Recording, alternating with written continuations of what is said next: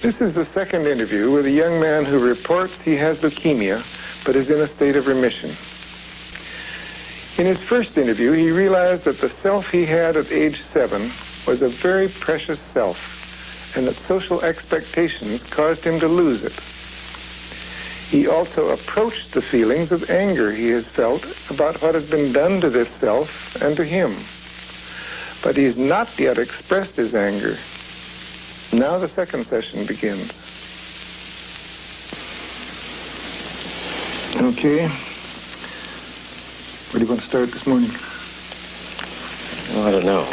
I was thinking that when we talked earlier about the anger, been thinking a great deal about that. I've thought a lot about what you had to say about that. Right. You know, and I'm not sure that that I really don't want to be angry. You know, and I'm not sure if being angry now is a part of the process, and I've got to do that. But I'd like to. I guess my mind academically or something, you know, and something other than emotion or whatever, would like to tell me that I'd like to not be angry and to skip over that part if that's a part of the process, you know. But I'm not sure I can do that, you know. Your mind says sort of, oh, cool it, don't get into such strong emotion. For sure. It almost seems like that whatever is happening in my environment or whatever happened in my environment is pulling me into, again, that kind of a trap, that kind of a system that I don't particularly care, you know, if you know what I mean. I think I get that your mind is taking the place of the system and saying, now, play it right, do the proper thing. Right. But some other part of you is saying, yeah, but there's some anger there. For sure. There's some real anger there. Right. It's almost like in this country, and I've always felt like this, you only have about two options, you know. When you deal with race, you're either a racist or you're an anti-racist. And that doesn't really seem to be the kind of thing that I don't really care to be an anti-racist, if you know what I mean, anymore. And I don't want to be a reflection of any other larger society at all. I really don't want to. You'd like to get in touch with what's going on in you, not some label or other. For sure. I think that I could probably trust that a lot better than trusting what's happening or what has happened. And when I think about that, when I think about all of that, you know, things that we talked about, I think that that's worse than the leukemia. You know, I know that may sound very strange or whatever, but a lot of things have been strange, you know, since this time. And what has happened to me didn't just start when I found out that I, you know, was going to die, kind of thing. Let me see if I understand that you feel as though what the culture and people and so on have done to you, it's really caused you more suffering than the leukemia. Is that what you're saying? I think so. I think so. And to some extent that is mild. Like, for instance, you know, I don't know what would happen if I had died or if I will or whatever, but I certainly know what's happening now and what happened. You see? And to some extent, that kind of leukemia, that kind of deterioration of the body is the same kind of thing that happened to my mind. And, you know... Well, really what the culture did to you was give you a cancer of the mind. Yeah.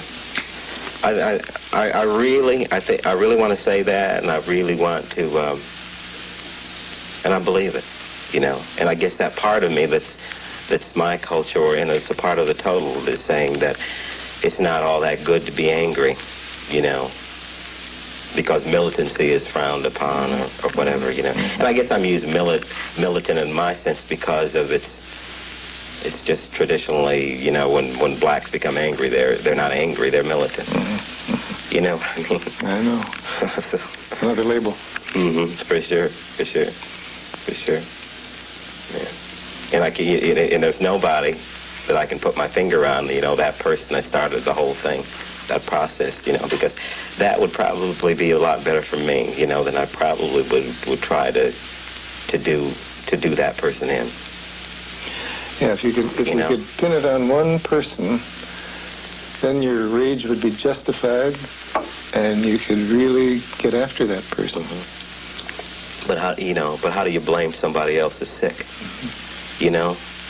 And I think that people that do that to other people, or at least when it was done to me, they're really sick, And here I am, trying to, I don't know if it's forgiving. I don't know if I'm sounding confused or whatever, maybe, but trying to accept their sickness, Mm-hmm. And at the same time, I really haven't had the opportunity to let anybody accept mine. Mm-hmm. Or maybe I haven't given it to them, but... Yeah, maybe you haven't given it to them. Right. That's what I sense is going on now, that you feel there's so many reasons why I really shouldn't express my anger. I'll talk about all those reasons. Yeah, for sure. I don't know, really. Maybe I'll just be angry one day, and maybe I'll really feel better or whatever, And when I smile, I'm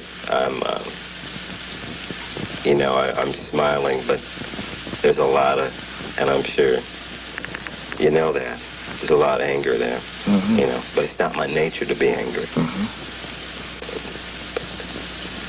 It's not my nature to be angry, but I feel angry. Yeah, so I hear you explaining that that's not my nature to be angry. It's just that I am angry right now. For sure. For sure. And to try to be angry in a productive way. I don't know how you be angry in a productive way, in terms of... It's like now when I respond to people, when you encounter people, whether it's in the street, whether it's in a professional situation or whatever, people send out certain messages, and no matter what they're saying or whatever, there's certain kinds of messages that I'm getting, It's saying that, hey, that isn't for me kind of thing, Mm-hmm. And as before, I'd like to work with that and like to try to communicate without mm-hmm. alienating mm-hmm. people or whatever. But now, I'm ending up saying, like, hey, that's a bunch of crap. Mm-hmm. Don't tell me about the way that I should do it or give me all that nonverbal stuff about you saying that I'm okay, but by nonverbally saying, hey, you're really not okay, And I don't want to hear that kind of stuff anymore. I get what you're saying, and I also feel quite strongly that I want to say, it's okay with me if you're angry here. But it's hard to know how to be angry, Sure. I'm not saying you have to be. I'm just saying It's okay with me. Mm-hmm. If you feel like being angry, you can be angry. You really believe that? Damn right.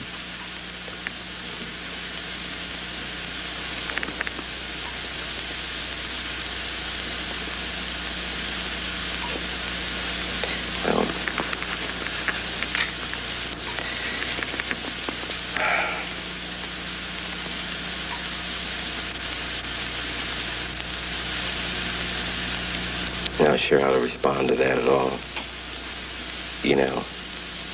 Because a part of that anger is, the hurt, and maybe what's happening is that if I become angry and I really let it hang out, that I really will see how hurt I am. Mm-hmm. And that just came to me as you were talking. Mm-hmm. Mm-hmm. That maybe perhaps at a deeper level, you're afraid of the hurt that you may experience if you let yourself experience the anger. For sure.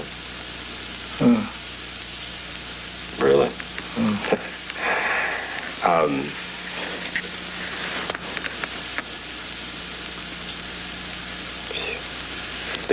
I keep getting these blocks, when I come to something like that, because, to me that's a revelation, and I'm not really sure that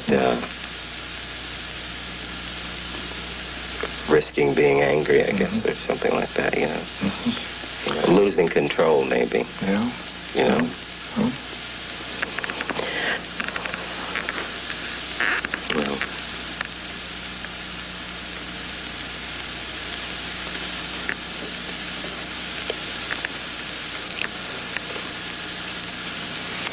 I really do get that this realization that maybe what I'm most afraid of is the hurt that I might experience.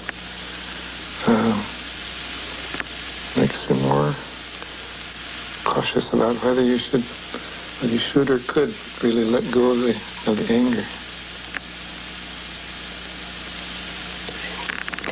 I really don't know. I think that it's a risk. Right. And it's, you know, I haven't really thought about that before. And it's new. Yeah, it's, I guess I would be, and I really would admit openly that I'm hurt. I said that I've been hurt, and I think you know that I feel I've been hurt, but to show that, you know. To show it, and I guess to let yourself sort of experience it, that I guess would be difficult. Yeah, I don't know. It's as scary, I think, as the possibility of that I had before, more than before, about dying, you know. And maybe, you know, just I was really scared because of the symptoms, you know, of you know, not being able to walk and not being able to see and things like that, you know, and having to depend on somebody, you know.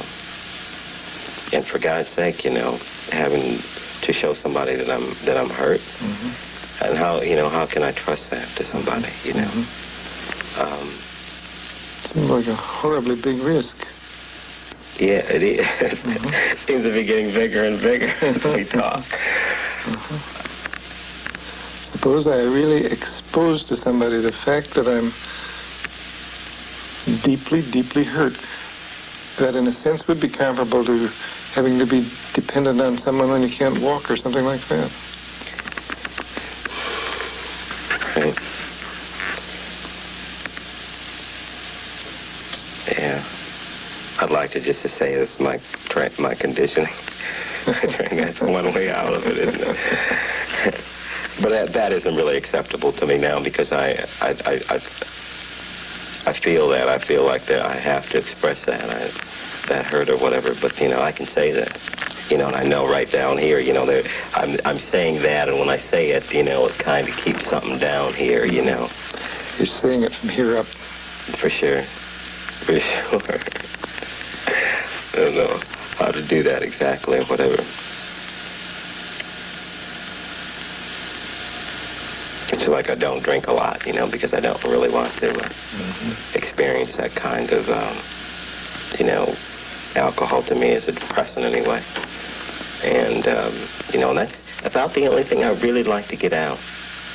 To really get out, you know, and maybe saying, you know, like, I love somebody. I gave of myself. I did the best I could, and it wasn't good enough. You know, and, you know, demand on top of demand and everything like that, you know, it's just, you know, shit, you know, it's like that I'd like to be able, and I said this the other day, or when I was talking to you, that I'd like to be able to say that, yeah, I was screwed over and I got hurt and everything else like that or whatever, but it's almost an admission in a way, on another level of saying that they got the best of me, you know? And I really don't want, you know, I really don't want anybody historically to have gotten the best of me, but they did. They did. They beat the hell out of me. You don't want to say I really was defeated at times, and yet that's the truth. They did.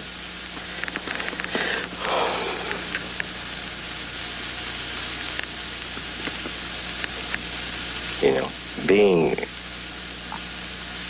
having it being all right to be defeated and be beaten, and I don't know if there's any value in you know, maybe to myself, admitting it to myself or whatever, you know. But, you know, I'm really finding out I got a lot of hang-ups in terms of on that line that I hadn't thought of before, you know, in terms of, because I don't want to be beaten. But I was, you know, because I think when you are hurt, that's being beaten, you know. And I allowed myself to, and I don't regret caring, and I don't regret loving or whatever, but, you know, like I'm a kid, you know, I'm a kid in a way. I like to be loved too. I like to be some reciprocity.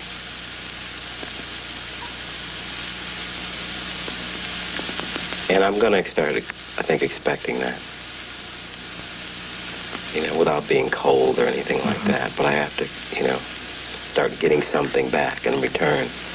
You want love to be mutual. For sure. For sure. And I don't want to get in a situation like I'm in now, you know, where I'm afraid to show anybody that I'm hurt. You know, scared to death, terrified. And something really awful about letting anyone know that I'm hurt. Yeah. I'm hurting. Sure. It's, you know, it has something to do with being a man. It has something to do with the race thing. You know, it has something to do with a relationship. Maybe the failure of a relationship. A lot of things. You know, a father not being in the home with his children.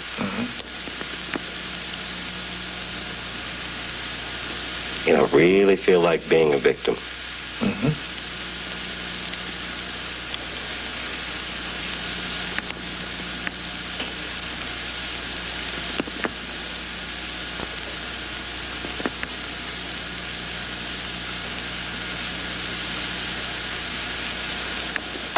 I don't know how to get that up at all.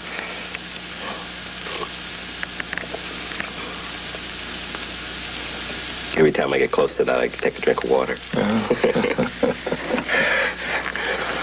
I don't know if that acts to keep it down there. Maybe that'll keep it from coming up above this level. For sure. I don't know. It really isn't what I want either. You know, I wanted to get out and stay out, you know. I would like to let it out. Yeah. So maybe if you have any exorcism type powers or whatever, that maybe you can just do that and then I'll be free of that, you know. Because that's what it feels like. It feels like there's something there, you know, that I really, and I've identified it. I think I've identified it, you know. Because I know there's sometimes when there's just such a big lump in my throat, you know, and then I explain, give myself a lot of reasons why I shouldn't be feeling like that, you know. A big lump of hurt, though.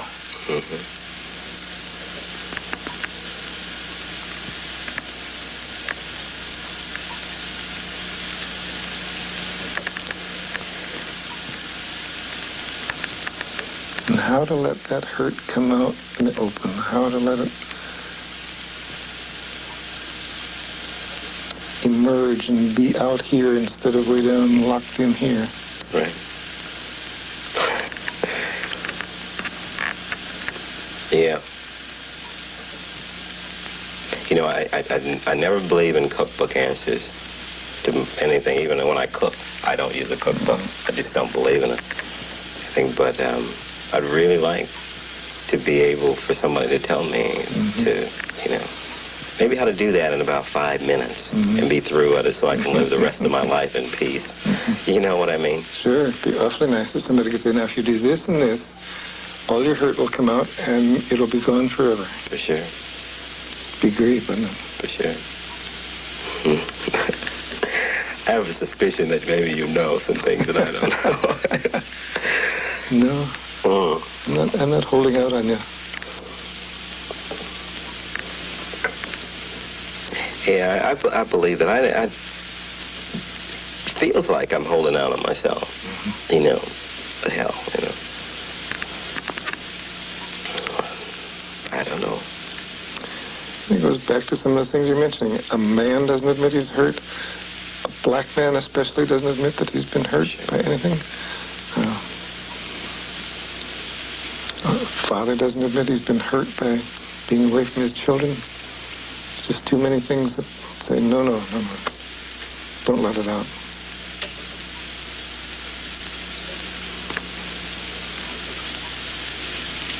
But inside, there's the hurt. Yeah.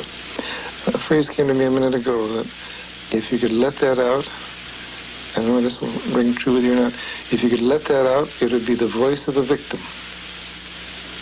I don't know if that makes any sense or not. But yeah, and I don't know what, I don't know if I have any control over that, of what would happen, It's like a friend of mine the other day who helped me through my illness and everything. He says, when I encountered another person that, very intelligent sort that was talking a bunch of intellectual garbage about feelings and things like that, that I really wanted to just, I really saw the society, the culture right in him, and I really wanted to just to kind of deck him. And that's something that's not my nature or whatever, but like I just really wonder what... Just like to have sucked him. Yeah. And my friend said, one of these days, he says, if you don't get it together or something, he says, not that if you don't get it together, but he says, one of these days you're going to really lose it, You know what I mean? It's that I want to get rid of all that stuff that was done to me and not have to hear all that other stuff, or to be able to deal with it in a very constructive kind of a way, But still it grinds me because of all the other stuff that's happened to me. And when I see other people doing it to other people or whatever, it grinds me. It makes me angry, And I would think that in those situations I've begun to kind of strike out, or like, protecting somebody else or fighting for somebody else or whatever. And like, I'm not sure what I did for myself, though, those years that all that happened to me or whatever. And if I could cry and have it be all right. That's what I was thinking. That would be... just thinking if you could only cry. Yeah, if it, but that's a trip, that's a trip. Like, first place a man doesn't cry. Yeah, for sure. That's a fact. But I guess you're saying there are times when you have that lump in your throat and you sure as hell feel like crying. For sure. Oh, I don't know.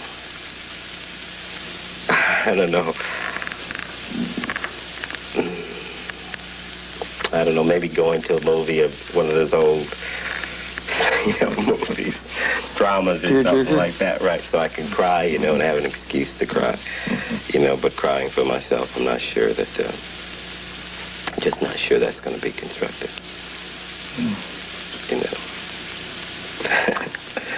I don't know, you say you're not sure whether crying for yourself is constructive. I feel also you're afraid of crying for yourself.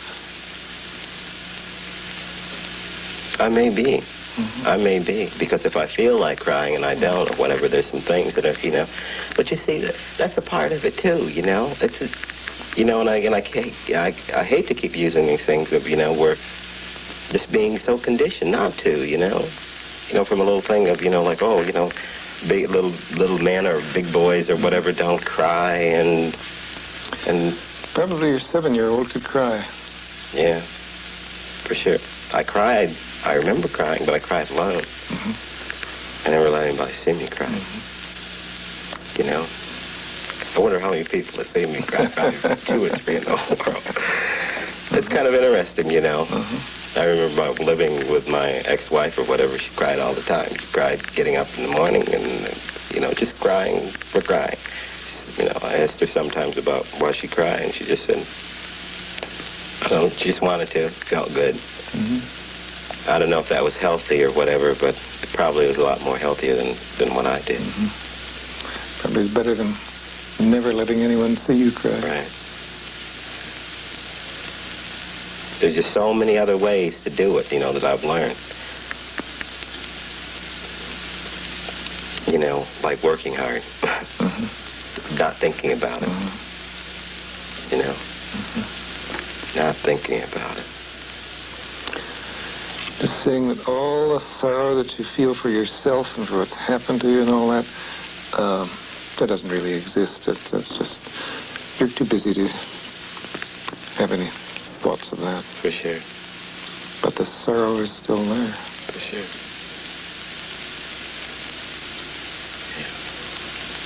Yeah. And I really don't know how to deal with that. I really don't. I really don't.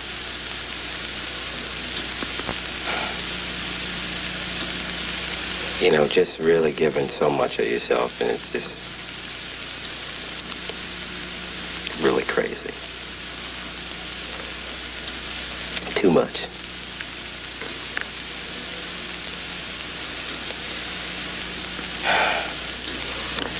If you did cry, what would some of the themes of that crying be?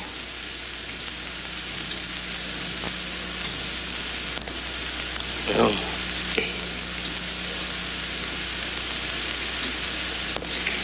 just, you know, all those, you know, hours that, you know, I spent away from my family, and then I gave up my family and didn't see my children grow. And, you know, I really wanted that to be for some kind of a higher level, some kind of a cause, you know. Mm-hmm. But not to have that, to see anything, any benefit that I did. Mm-hmm. You know, all of that work, I mean, hours and hours, and it's just incredible. And I think that would be one, you know, I was saying, damn it, why in the hell did I spend so much time? Mm-hmm. Why did I spend so much time, you know? Mm-hmm. The leukemia, mm-hmm. Everything that happened to me or whatever would be probably deserved if one person, life would have been changed or something, you know, mm-hmm. and like, and maybe it has or whatever, but I think that I don't trust that it was worth it. Mm-hmm. You see? Yeah. You invested a whole lot of caring, a whole lot of yourself, and you feel real sorrow that maybe nothing came of that. And I'd also like to just kind of cry for my father-in-law too, that mm-hmm. was killed mm-hmm. before mm-hmm. about 6 months before I got the leukemia. Mm-hmm. I'd like to really tell him that you know, that I really loved him a great deal. Mm-hmm.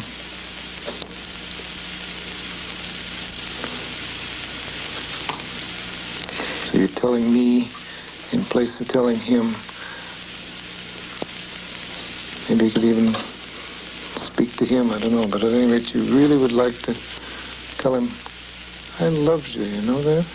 I loved you. Well, I really would, you know, the situation that we started out, I was married, and we married somebody of a different race, and we fought it out tooth and nail or whatever, but yeah, we loved each other, and we fished together, and he was straight with me, you know, he had to other people, a very cold way, you know, by God, this is the way it's going to be, and so forth. But I saw him when he was hurt, too. Mm-hmm. And when he was killed in 1975 in a hunting accident, it just really took all of it, you know. Mm-hmm. Because he helped me to try to get out of that stuff. He's saying, hey, you know, what are you doing? You know, what do you really want to do? And at the time, I wanted to, you know, to open my own restaurant or whatever. Mm-hmm. And so he was going to help me finance that restaurant, mm-hmm. you know. And so a week later, he was killed. 1 week. And so we were getting so close. But that I really never told him that, hey, Dad, mm-hmm. you know, hey, Dad, I love you. I really love you. And we told each other, I guess, in some ways or whatever, but it's not the same as saying, you know, saying, hey, I really love you. I really care. I feel real sad that you never gave him a straight message on that I love you. Because he was straighter with me than a lot of people. Mm-hmm. You know? Mm-hmm. And to be taken away from all of that. You see, because it's only been, I don't know, 8 months or so since ceased all communication with my family, you know, or my wife's family that I'd loved and I'd cared for. And then I buried my father-in-law. And that was it. And then even the family began to take on those same things that the culture, you know. Things began to fall apart for you there. Mm-hmm. For sure, mm-hmm. for sure. you know. And lately, I don't know, falling apart, or at least my being able to see that that it really wasn't true. It wasn't real. I wasn't getting anything back. I wasn't getting any nourishment back, you know. You know, smiles and polite kisses and things like that, you know. That is, you know, part of the hurt. You know, I'd rather for somebody to say, you know, I think you're a lousy SOB or whatever, as opposed to saying, hello, dear, how are you? You know, you know. When the real message perhaps is, I think you're a lousy SOB. Right, right, you know.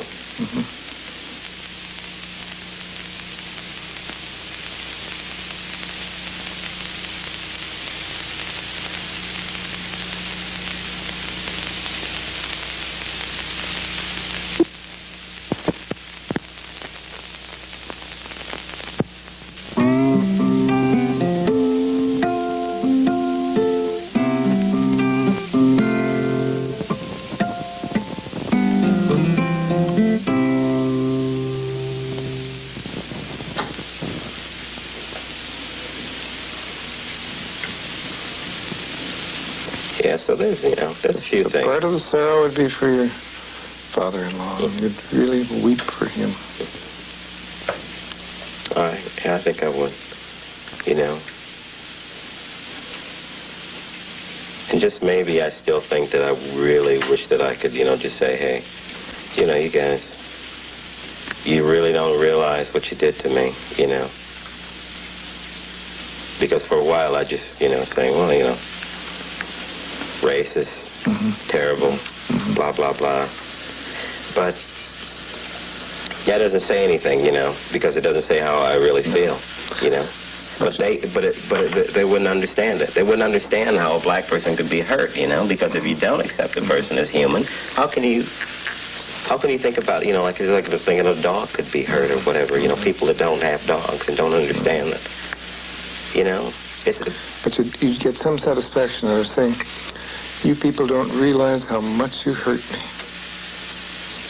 They might not be able to hear that message, but you'd get some satisfaction out of expressing that, out of letting yourself know, letting others know that, God, I've been hurt. Yeah.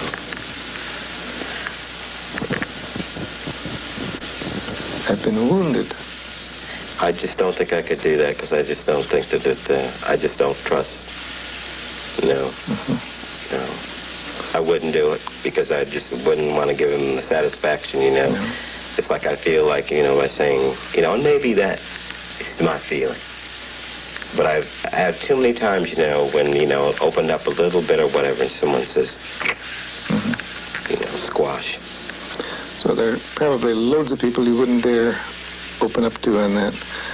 But I guess you're opening up to me to say, yes, but I have been really wounded badly by a lot of people. For sure. Just maybe think that you can understand that a little bit in terms of about hurt and that, you know, that I'm a person and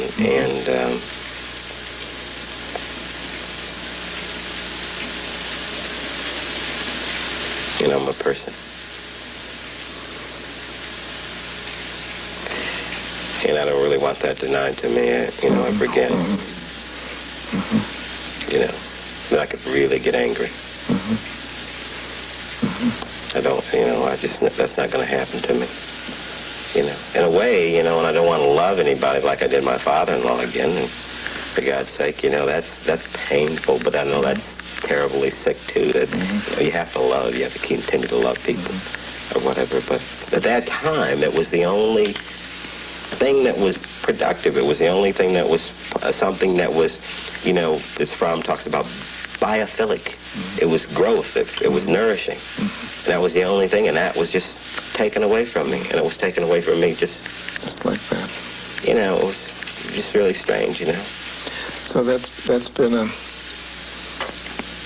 hurt and a shock, and makes you feel, I can't risk myself loving somebody else like that because that might disappear somewhere or other. For sure. For sure. For sure. I certainly don't want any more in-laws. Be they whatever color. I'm not sure I want them now, you know. And I think that's a part of it. You know, more so than risking loving somebody just because of the death that I know is inevitable. But it's that other collection of things around it or whatever. But you know, it's crazy. It's what? It's crazy to love. You know, it's just like loving a pet rock or something. You know, or something. Nothing. You know. A love goes out from me, but nothing comes back. Right. And I'm not so sure that I want it to work like that again, you know. And maybe saying that, I don't know, maybe, you know, calling and say, hey, I really was hurt and everything like that or whatever. Maybe that would be a start or whatever. But I just don't really trust that they really understand that. I don't really. It took my wife who lived with me for 7 years. You know, after her left, maybe 6, 7 months to understand that I was hurt, that I was desperate. Do you feel there's a little chance of anyone else really understanding you? That sounds kind of, yeah. Well, it's a little chance for that group of people understanding me. Okay. And I believe it. I really believe it. You know, it would be like me trying to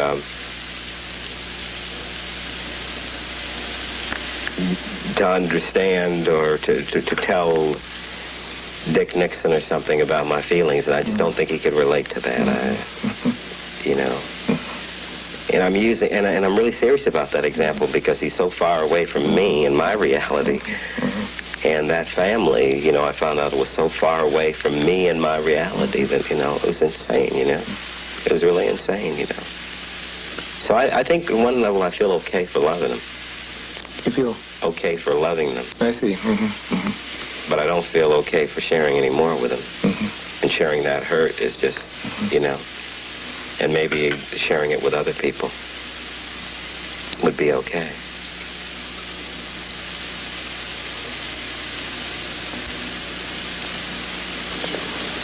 But I know I'm moving away from the other two, you know. It's really important to me right now. And I don't know, maybe I won't.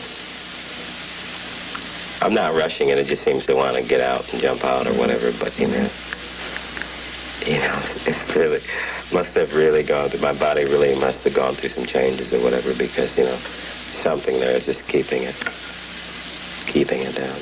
And I know all those reasons. But I can't seem to muster that power to get that out, you know, to really, you know. It's still too much locked in. Yeah, for sure.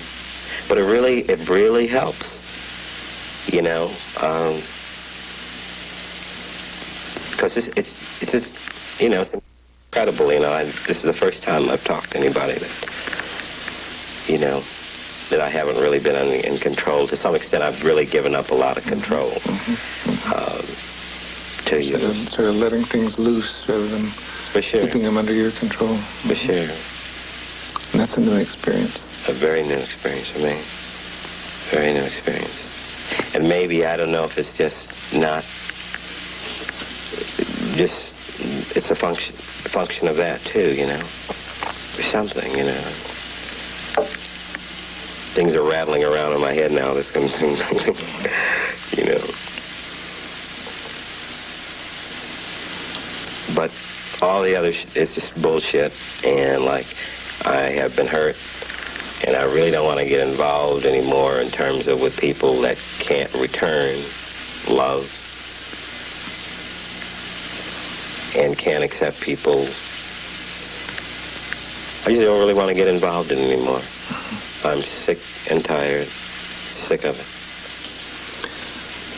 Sounds as though you're more accepting of yourself as a person who is vulnerable, who's been hurt, who is hurting, and who wants love, who doesn't want it all to be a one-way street of giving love. You want love back in return. Yeah. And I want to be able to feel and to cry, and not to be afraid of crying, and not to be afraid of I want to be able, and I'm going to work for that. I really want to work for that. I know I do. You know, I just have this thing, you know, You know, if I trusted doctors, I'd have them cut me open and get that out, you know, but I don't. Probably be simpler to have an operation. Oh, yeah.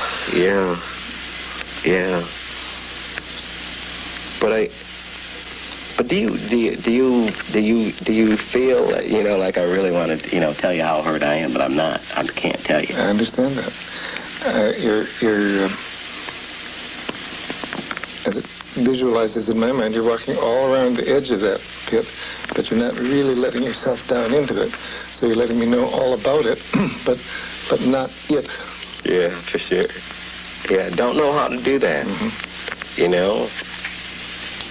Yeah, I hear you saying, I really want to get to that, but it'll have to be at my pace. I can't force it. But I do want to get to it. Yeah, and I want to get to it really fast, you know, because that's the only part of me right now that's really, I really feel that's sick. That's really the cancer.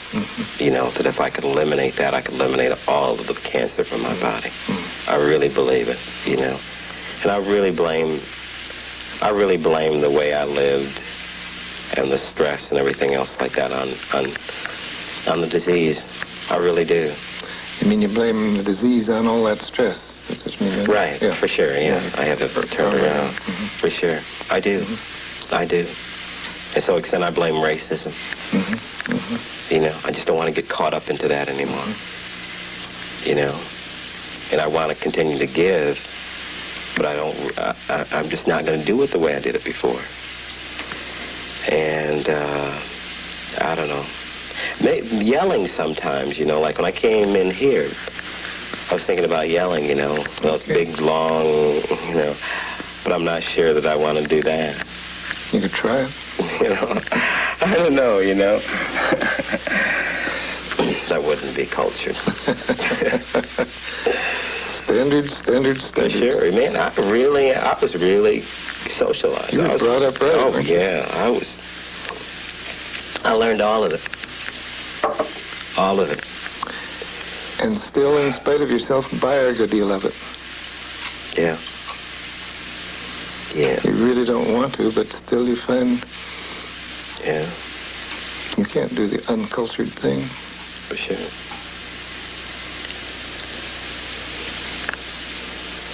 Yeah, the standards, I guess, and that are really foreign to me, but,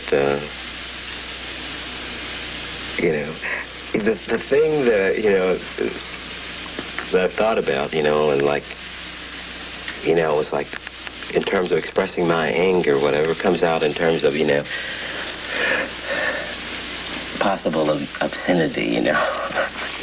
You know, like calling somebody a bunch of something or whatever would really, you know, I don't know what it would do, but, you know, I'd really like to do that, you know. That helps to explain why I feel you've kept your language quite guarded here. I realize sure. I've used more profanity than you have. For sure, you know, it's not because, you know, but I don't know. It's just a part of that, you know, like I was just...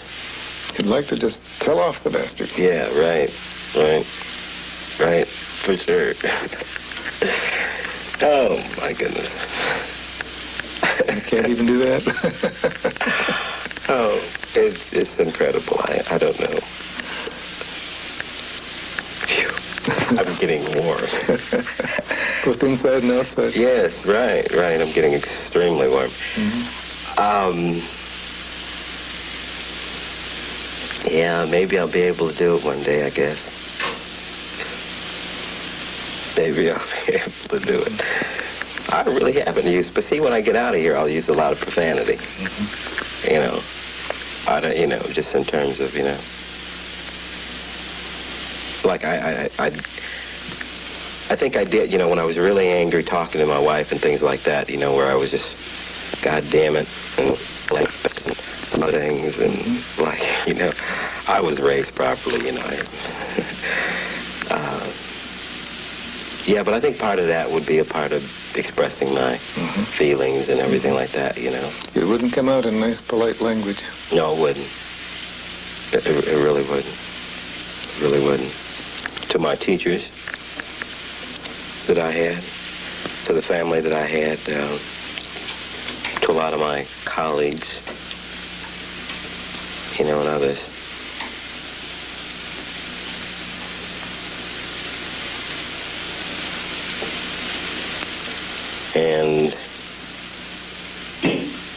But I don't know if I really want to tell them.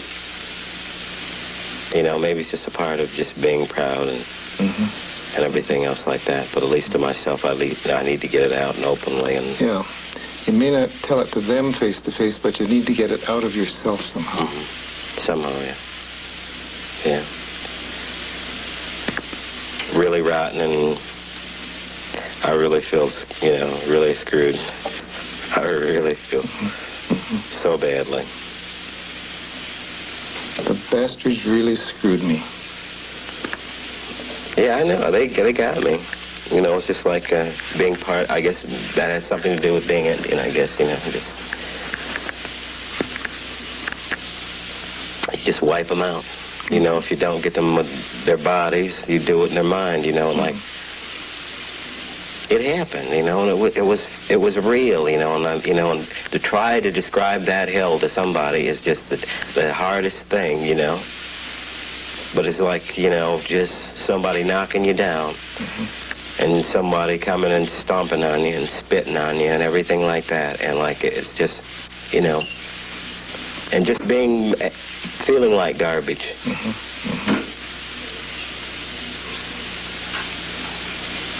And I have a feeling that people have made me feel like garbage, you know, and like, you know, I'm sure that my friends would say, you know, God, I had everything. But I didn't have everything. I didn't have everything. Certainly didn't have that respect as a person. But there were a lot of people who, though they may or may not have beaten you physically, treated you in a way that just trampled on you and beat you up and spit on you and made you a nobody, a piece of garbage. And it won't happen again. Not if I can help it.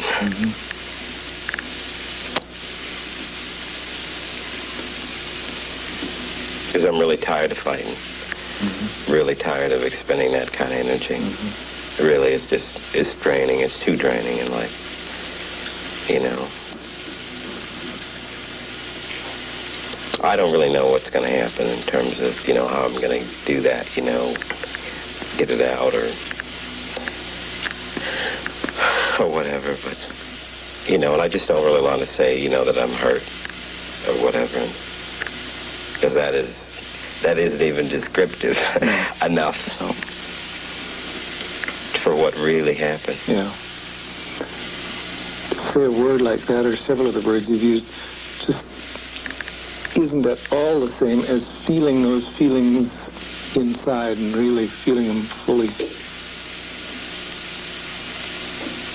It really is, I don't know if you saw The Exorcist, but it's as really as, you know, that, you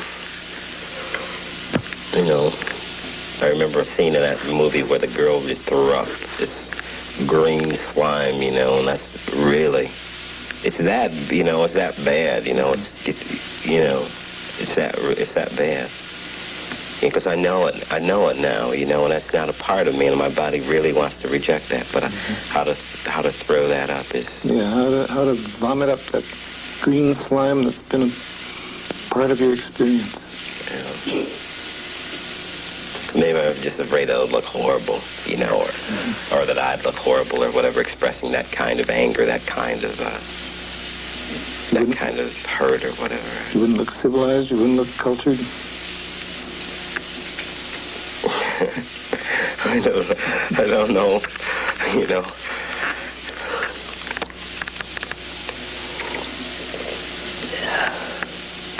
I don't really know. But right now, more than getting that out, I think the overriding thing is that I want to keep at least the control, to control that for fear of, you see, I don't really want to get sick again, you know, And like I think the slightest, you know, just by being weak, by submitting to that kind of pain, and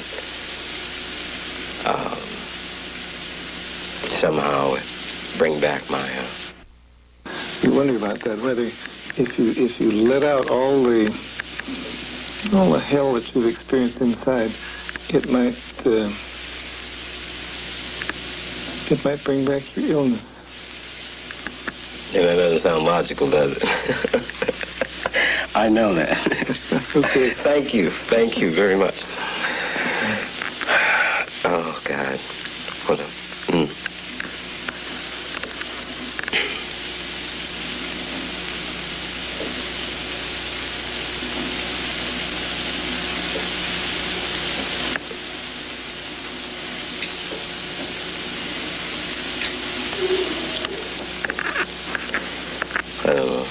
God, you know, I feel so beaten.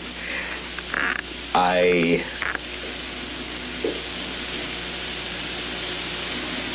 feel beaten right now, and I'm not sure why. That in a way that God, I really got something to say, and it just, you know, and I know I feel better. But yeah, you know, I'm talking in circles. I seem to be talking in circles. Does that sound like... No, not quite. It's more spirals, I think. You're getting, as you say, getting very close. You feel beaten right now, as though if only something could come out, you wouldn't feel beaten.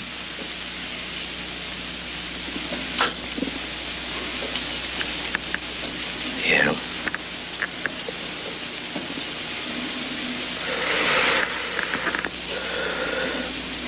I think that, you know, just that almost turned me into something really inhuman. Mm-hmm. I really almost let it turn me into something really inhuman. They damn near made an animal out of you. Damn near. Yeah.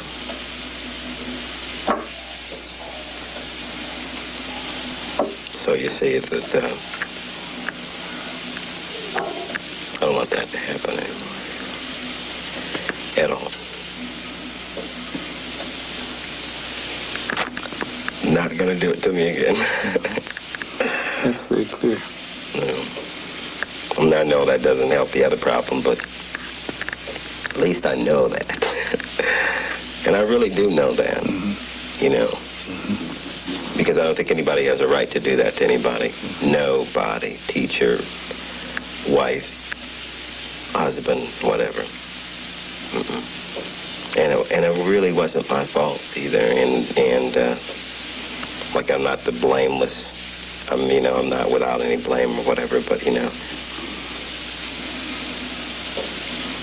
just like somebody took a big goddamn tree and just rammed it up. Oh, so, you know, hard to describe, you know. Took a big stick and rammed it up your ass? Is that what you're saying? I didn't say that. Is that what you meant? That's what I meant. That's what I meant. Okay. That's what I want to know, whether I was catching your meaning correctly. Yeah, for sure. You know, and you know that probably would be painful. And it's that kind of pain that you've suffered. Yeah.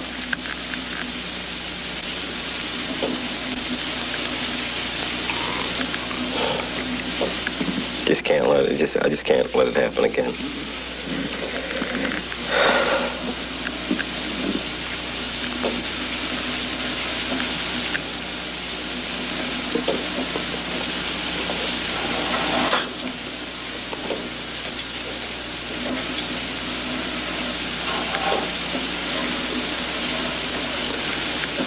I am really,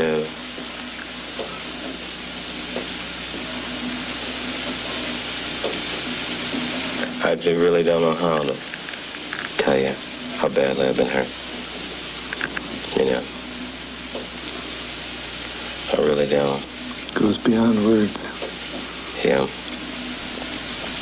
But, you know, it's there. And, like, maybe I should attend to it a little bit more. But God damn it, you know, just, ooh. You're feeling some of that hurt now. Yeah, I am.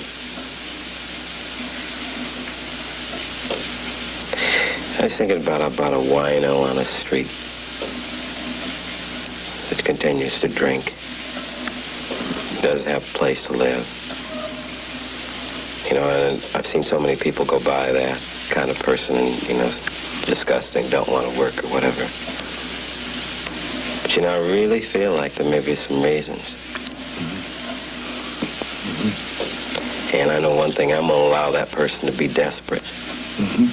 Because I'm thinking that probably people like that do things out of desperation. And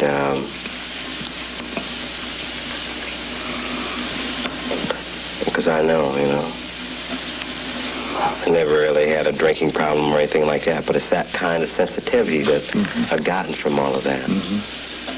Well, it seems to me that you're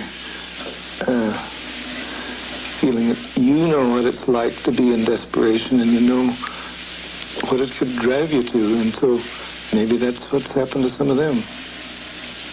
Something like that. For sure. For sure. And I think that I think my heart goes out to people like that. People that can't afford to do this or whatever. And because, see, I had a lot of money and, you know, and all left. And, but in a way I'm happier now, you know. But I really don't know. Not sure really where to go next. But I know that I don't really want that kind of life anymore. That I want to give, I want to help, and I want to talk to people or whatever. And before I do that, you know, I want to get my thing together. And a part of that is just maybe admitting, you know, and I guess maybe admitting that I'm hurt and showing and expressing my hurt or whatever will reaffirm the fact that I'm a person. Because a part of not, I think, showing that is, you know, putting myself up too high, you know, and that's what everything was. I don't feel it. I don't hurt. I'm fine. For sure. But at least I admitted to you that I'm hurt. Yeah, that's right. And just for a moment there, I felt you really were experiencing that too, really feeling that stick shoved up your ass.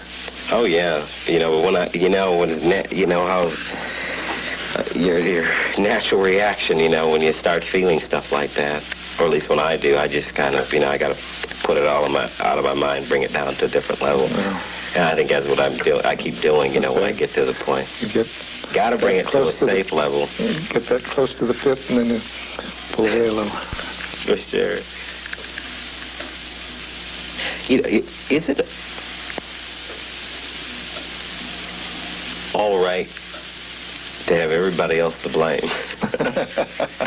You know, for your problem, and instead of sharing some of that. But I share it, you know, I think I shared that. You know, I think what you're saying is, I feel as though, damn it, everybody else is to blame. My mind says, oh, no, you probably have a part in it too. Sure.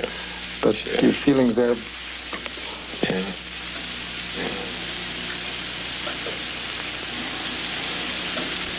And I guess I hurt myself. I didn't. Other people, maybe if I can clarify that, I let myself be hurt. You know, because I just gave too much. You know. You made yourself vulnerable sometimes. Really. And not sometimes, most of the time. Most of the time. You know, by being, you know, just by sharing, by being there, by giving, you know, and really loving. Because I do have that sense of a total, you know, that just, I want to love. That's my nature. But, you know, I'd really never been this beaten. I never, you know, never have. I want to be clear about your meaning. You've never felt so much of being beaten as you do right now? Is that what you're saying? Well, through this whole thing, you know. Yeah.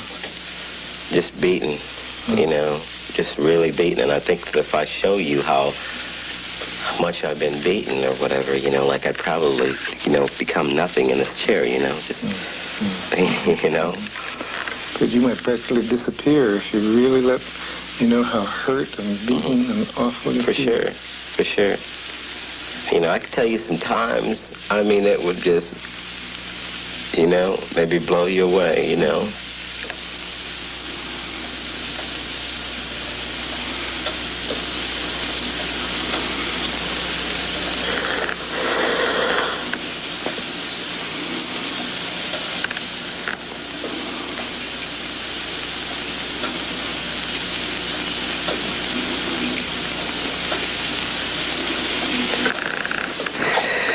Really too much for me.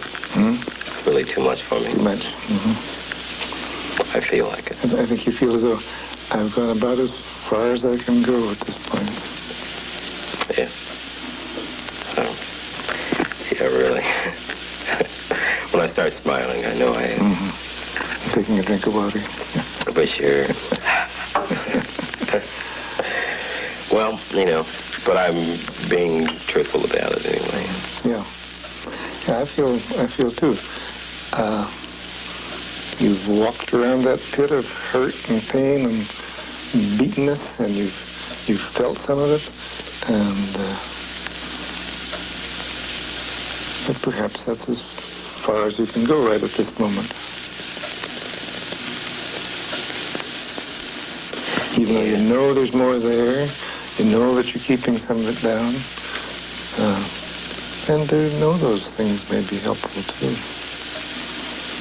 Yeah. You see, because I can talk about this leukemia and all this stuff and everything like that. And, like it's, you know. Fascinating. And it's easier to talk about leukemia and the possibility of death and all that than it is to talk about all the hurt and awfulness that you've suffered. Yeah.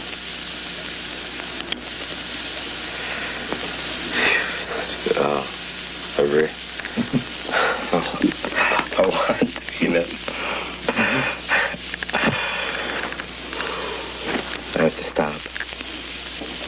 Okay? Okay. All right.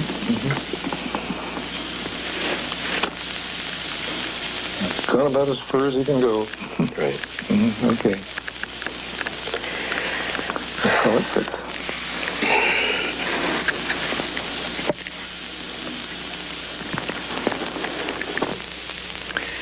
Here's an armor-plated man. He's been sufficiently hurt that he hides his real feelings very deeply. But in this relationship, the armor begins to crack. Just begins to crack. He says this is the first time that I've ever talked to anybody that I haven't really been in control. So in this understanding climate, he lets himself creep closer to the experiencing of his feelings. My image is that he's walking all around his own private slough of despond. We find the upper layer is anger, but further down in the slime are the unspeakable hurts and the feelings of being tromped on, defeated, and humiliated. He gets so close to experiencing some of this that his expressions become eloquent, nonverbal communication. Ooh. Whew. Oh. I've got to stop. I feel that at that moment he put his foot into this dreaded pit, but then he has to draw back. I don't regret this. I regard it as demonstrating the wisdom of the client. He knows where the worst spots are in his experiencing. He knows what he can tolerate. He has to proceed at his own pace. Along the way, we see how powerful metaphor is in the deeper ranges of psychotherapy. Metaphor is so much more expressive than an intellectual description. The lump in his throat, the ability to speak from up here and not from down there, the goddamn tree stuck up his ass, the green slime that must be vomited. They all speak vividly of his feelings without naming those feelings. From an intellectual and theoretical point of view, there are bits that fascinate me. His introjected self is his cultured self that quotes credit to his race. It has little relation to the real feelings in which he could discover his real self. Another bit. He reports very convincingly that if he let his feelings all out, it would make him sick again. But hearing those exact words spoken acceptantly by me makes him realize it's a ridiculous view. To me, that's a fascinating interchange. There's another bit. When I give him full permission to be as angry as he wishes, that stops him completely. Then he can no longer avoid the fact that it's not his anger that he's afraid of, but the hurting and vulnerable part of him. Then there's the mourning, which accompanies unexpressed love, the love for his father-in-law, which he was never able to communicate. I think he gained from communicating it to me. Finally, he makes it very clear that for him there are many more frightening aspects of his life than the prospect of death. Somehow, this seems to contain a message for all of us. As for me, I felt very present in the relationship, an understanding companion on this trip of exploration which seemed so potentially dangerous to him. I think it's a good example of how I work with an articulate client.